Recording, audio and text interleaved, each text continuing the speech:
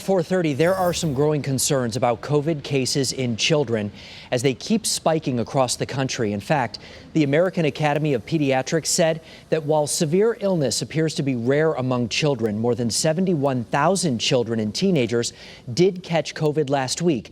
That's up 84% from the previous week. We're really concerned with the Delta variant taking control, that we're going to see a substantial increase over the next few weeks, with school reopenings being a major catalyst.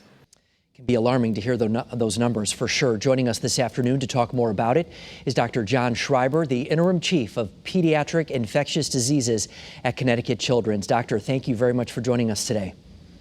Thanks for having me. You know, it can be alarming when you hear those numbers. What is the current situation here in Connecticut? Do you happen to know, I guess perhaps at your own facility, what you're seeing regarding children who are positive for COVID?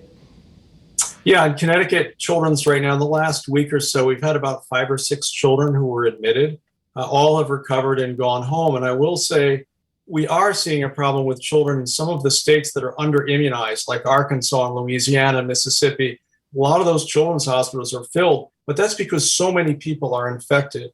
I'm a little more confident in Connecticut, where we have had such good immunization rates. We're going to have less community spread than those states, and we will have less children affected. That's not to say we're not going to have an increase, but I don't think it's going to be nearly the problem that they're seeing in some of the states where there's so much Delta because so many people are unimmunized. Obviously, school is back in session pretty soon. What can parents do? Obviously, their children, most of them, are not old enough to be vaccinated just yet, and there are some serious concerns as they head back into the classroom. That's a great question. I think first in your family, make sure all the people who can get immunized are immunized. So if you have elderly living with you or the parents or teenagers, get everyone immunized who is eligible to get the shot, and that will really make your family safer. If your child's going to school, and I would have hoped a few months ago that we wouldn't be saying this again, I really would hope it, but I think given how infectious the Delta variant is, going back to school, if there's a lot of community spread in your school district, wearing a mask is going to make sense for the children because it reduces the spread. And if there's less spread in the school, they're less likely to come home infected. So those are the suggestions. Make sure everyone's immunized who's eligible. And if you are in a district where there's a lot of community spread, have your child wear a mask in school.